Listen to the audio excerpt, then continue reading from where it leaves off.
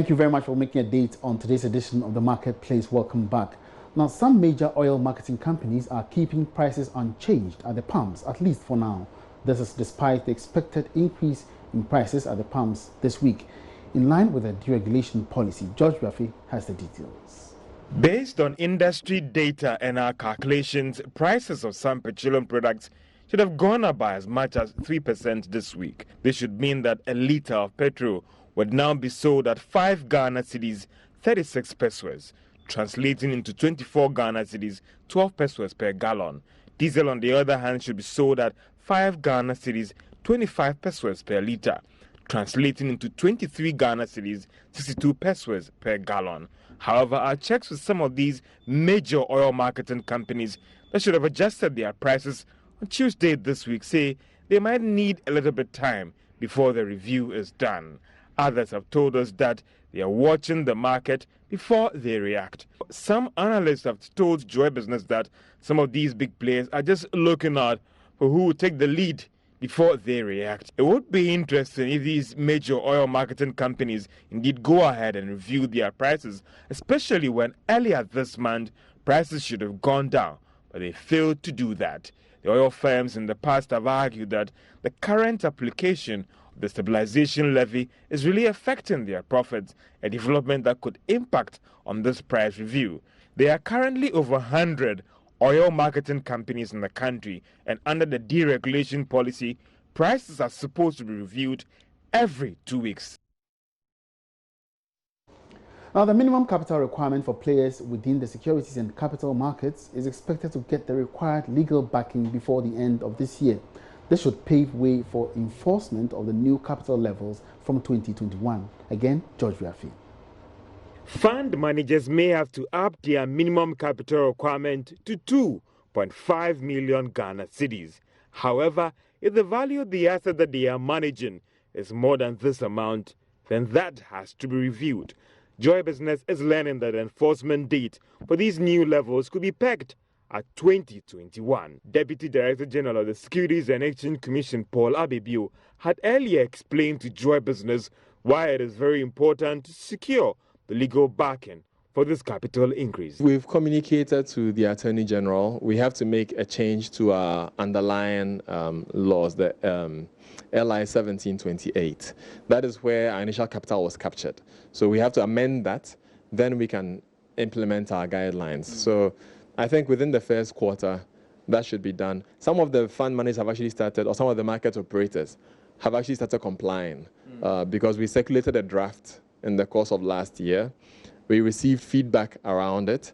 And some of the concerns also rested on the kind of business model, right? So if you're offering fixed deposits, the kind of capital you need becomes quite significant. If you're actually managing a portfolio and people are exposed to that portfolio, then you as a business have a different kind of capital level. So it's very important that we transmit that idea of a redefined business model, not redefined, but clarified and enforced business model to the community. Investment advisors and brokers are expected to have a minimum capital requirement of 1 million Ghana cedis, while the Ghana Stock Exchange and the Commodity Exchange will have to up their capital to 10 million Ghana cedis.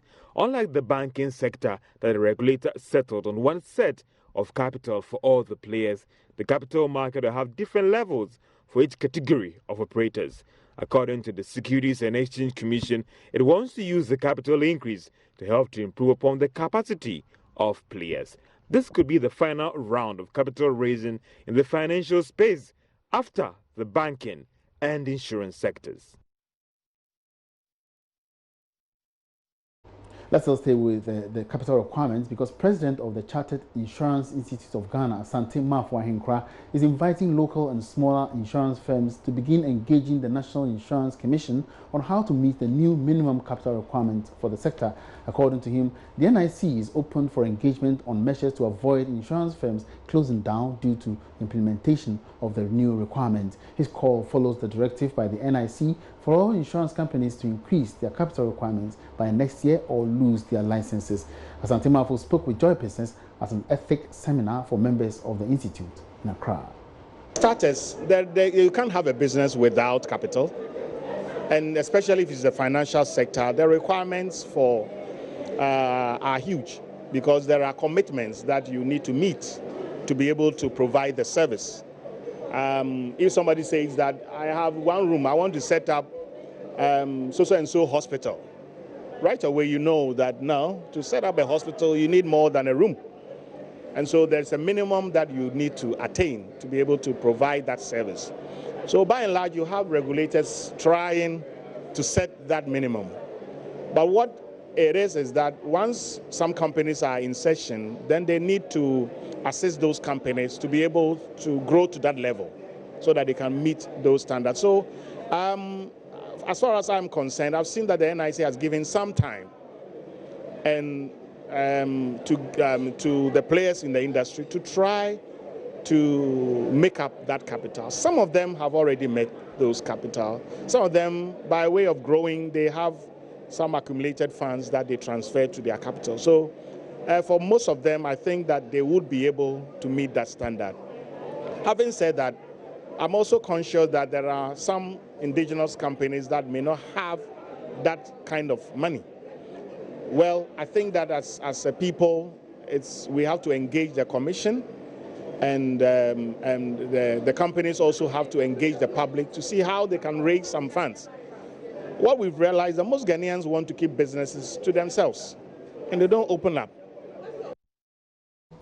Let's now take a look at the performance of the stock market, and a report from Bloomberg says Ghana stocks headed for its lowest in 21 months as investors sold shares to free up cash as they contend with the fallout from banking reforms. The Ghana Stock Exchange Composite Index retreated 1.5% as of Wednesday, heading to the lowest close since October 2017. Joining us on the phone now is a researcher, market researcher, of course, Bertha Tubiga, to throw more light on this report. Bertha, you're welcome to the marketplace. Yes, Emmanuel. Now, you've been going through the report. How can you explain this to us? Well, this is not something that is really new to me, let me put it that way, or something that is very different from what we've been experiencing right from the beginning of this year till now. And even from last year, we realized that the Ghana Stock Exchange started coming down after recording very impressive results in the first quarter of this year. Now, one major concern is that, I wouldn't say concern, but one major reason is the fact that there was a clean exercise in the financial sector. And we had a lot up in some other institutions that are not able to pay. And so some have their funds used financial institutions or banks that they are unable to access.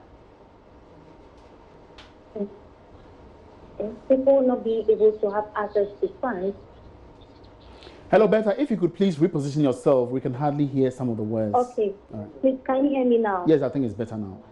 Okay, so I'm saying that with what is happening right now, if people are not able to access their funds from these banks or these other financial institutions to be able to meet their daily lifestyle or to undertake certain projects or other stuff, what they do is if they have funds in the equity market, then they decide to sell off. And let me use MTN as a typical example.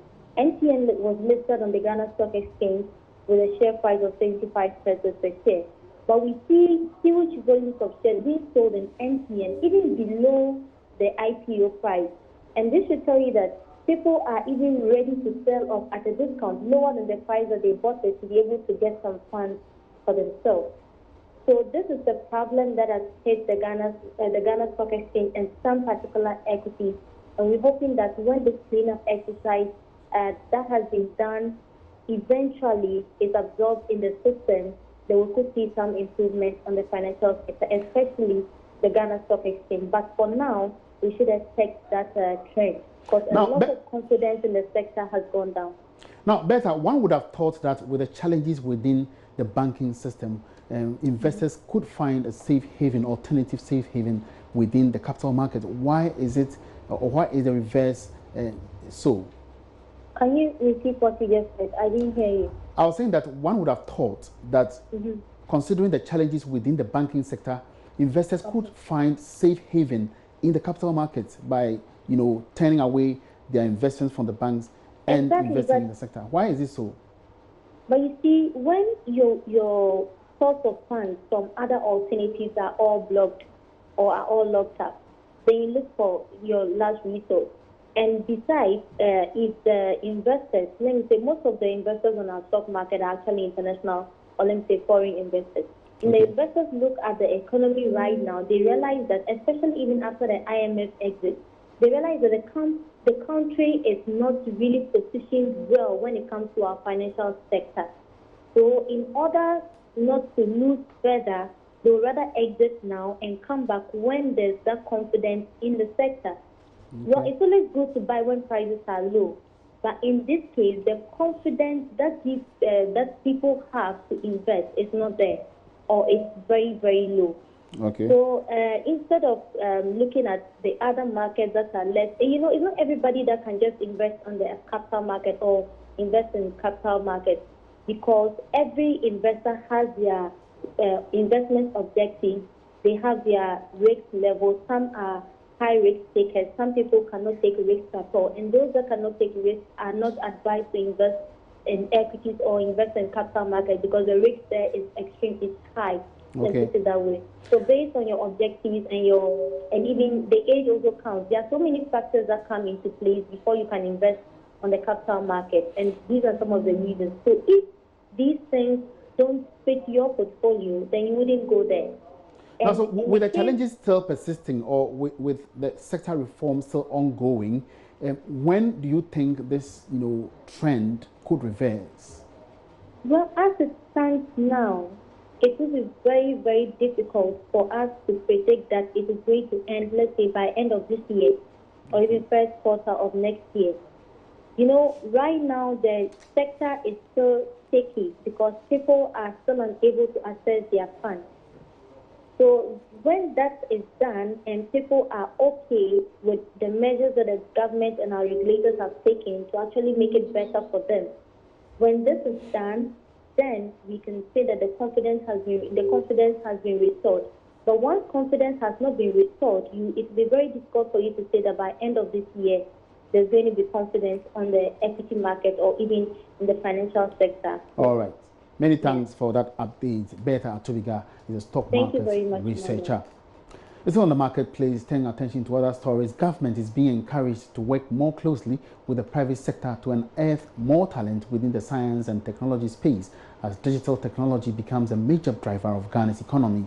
This came up as the World Bank Group marked the World Youth Skills Day with a roundtable discussion centered on preparing young Africans for future of work by developing their interest in science, technology and engineering and mathematics, also known as STEM. There's more in this report. The World Youth Skills Day by the World Bank Group was marked by organizing the first Youth Transforming Africa Roundtable. Discussions centered around increasing awareness and interest in science, technology, engineering and mathematics as economies move to a more digital economy. Head of Communications for the Free SHS Secretariat noted that government is reshaping basic education to focus more on science and technology. TVET education is free now. So instead of a child who would want to, let's say, do a technical program or a program in construction, doing science at the secondary education before they proceed to the university to do an engineering program, now they have the opportunity to do a TVET program where even if they don't continue beyond the secondary education, they will have some hands-on skills that they will be able to meet future demands. And again, the government is also rolling out a lot of opportunities outside education. Now we have the NEIP, which is also giving startup funds to people with innovative ideas and creativity. So it's a whole lot of broad spectrum approach into promoting this science education. Meanwhile, project manager for Blog for Development by the World Bank Group, Rachel Blankson, lauded government efforts in promoting science and technology, but called for more collaboration with the private sector. The government of Ghana is already doing a whole lot of, things. And then what you mentioned that was interesting is that they're already partnering with the private sector, okay, to make sure that, there are, a lot of wonderful, successful initiatives are being put in place to harness the talent of young Africans. So the truth is that the government cannot do it alone. We've heard a lot about what the Ministry of Education is doing, but without partnerships with the private sector and with huge multinational organizations like the World Bank, we cannot really go anywhere. For Joy Business, Sheila Tamaklu reporting. And in another development, as part of its corporate social responsibility, EcoBank Ghana, in collaboration with some partners, is supporting 16 medical students under the EcoBank Medical School Exchange Program. According to the Managing Director of EcoBank, Dan Saki, the move is part of the company's efforts to support health service delivery in the country. Here's more in this report. EcoBank has over the years had a long-standing relationship with medical students in Ghana, providing financial support to selected medical students to partly fund their travel abroad. To date, the bank has supported over 120 students. This year's sponsorship package is benefiting some students of KNUST, University of Ghana, University of Cape Coast and the University of Development Studies. Dan Saki is the Managing Director of EcoBank. With support from Old Mutual Emirates and within EcoBank, is providing $1,000 each per student to support the expenses for the external training program. The objective is to provide students the opportunity to experience medical healthcare delivery in other countries, and to enable them learn from that experience and be able to apply that learning to their work when they eventually qualify as medical doctors. We believe that that exposure is key in making sure that we have a well-educated health force, a well-educated medical fraternity that can then translate into a healthy population from which we draw our clientele. So that's a mutually beneficial relationship that we as EcoBank seek to. Thank you very much. Thank you. General Secretary for the Ghana Medical Association, Dr. Justice Yankson, lauded the bank's efforts and urged more institutions to come on board to support students. Should be told, like I said, we need more. There's always a positive correlation between this kind of activity and the general well-being of the populace. This was for just a small number out of the bigger bits. It is not every student in a medical school who was able to get this, but this is good. There are others who haven't received support, so we'll urge other companies, individuals who are in the position to do the same, go out there and help these medical students for us, because the ultimate beneficiary is the ordinary man. Yes, they will acquire the knowledge, it will improve their skills, but the end result of all that is what they give to us on a daily basis.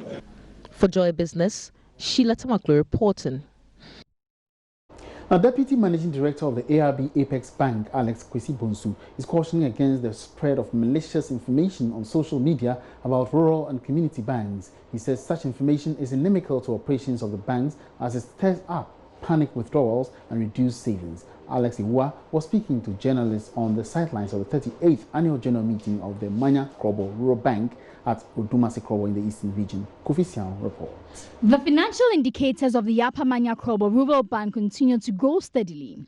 Total assets and total deposits grew by 20.9% and 23.85% respectively, while shareholders' fund also increased by 7.02%. The bank had earlier last year exceeded the minimum capital requirement for rural banks of 1 million cedis set by the Bank of Ghana. Chairman of the Board of Directors of the Manya Krobo Rural Bank, Benjamin Apo, said ongoing reforms in the banking sector had an effect on the sector, but was hopeful the situation will change. We have deposits that have increased, our investment portfolio also increasing, over 45%.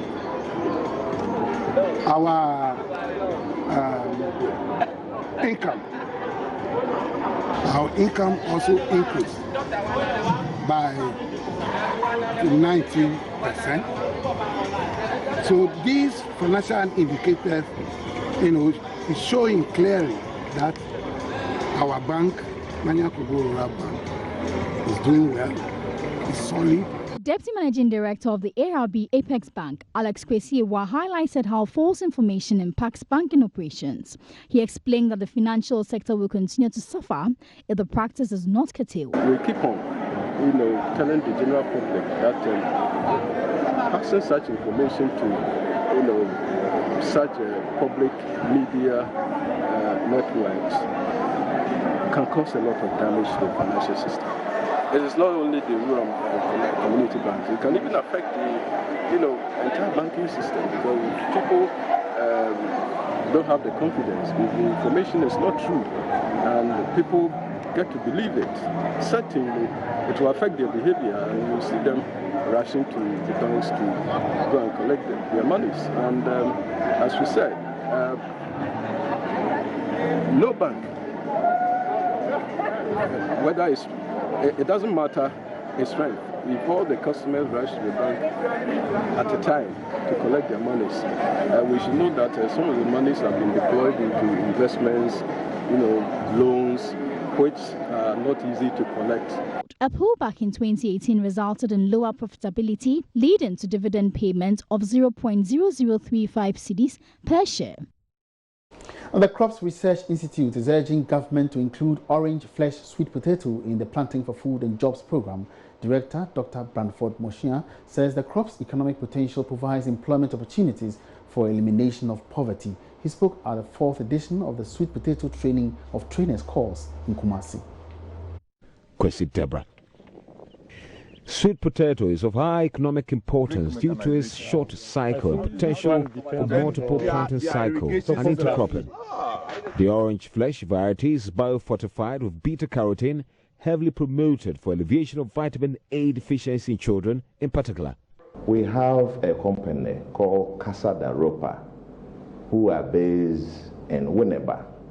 They are processing these sweet potato varieties into pizza and a lot of bread, shortbread, and so many confectionaries.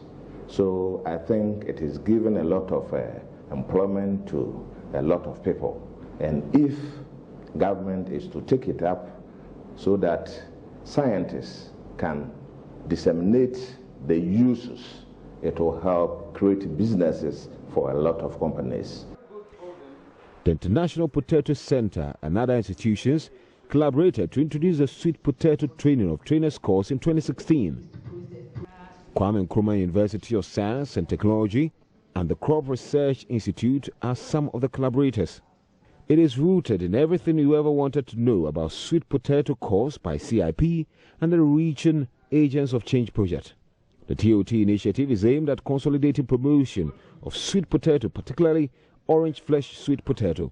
This has been done through building capacity of national, non-governmental and individual implementing agencies to drive their uptake. Professor Iboko Dro is coordinator. The 4th edition of training of trainers. We train them so that they can go back and make sure they train others on the use of sweet potato from production. We do processing. We talk about marketing. We look at distribution. And we also look at how to create business, because we don't think that we should just do production for production's sake. So every aspect of the sweet potato value chain of business. Over 50 individuals from 13 countries in Africa, Asia, and America have so far received training under the initiative. Women and organizations committed to incorporating nutritious crops into their programs and product lines have participated. They include Peace Corps, World Vision, and the Riyadh and the MOFA. Matilda Irebidanso is Regional Agric Officer for Riyadh. Because we've seen that the vines are not spread out throughout our region, we have nursed some, and then through using the prunings, the cuttings of the vines, yes, we've nursed them, and then we want to transplant. We distribute to the directors. For Joy Business, Kwesi Debra. And that's it for the marketplace today. Many thanks for your company. For more business news, log on to myjoyonline.com/business. My name is Emmanuel Abuaji. Have a good afternoon.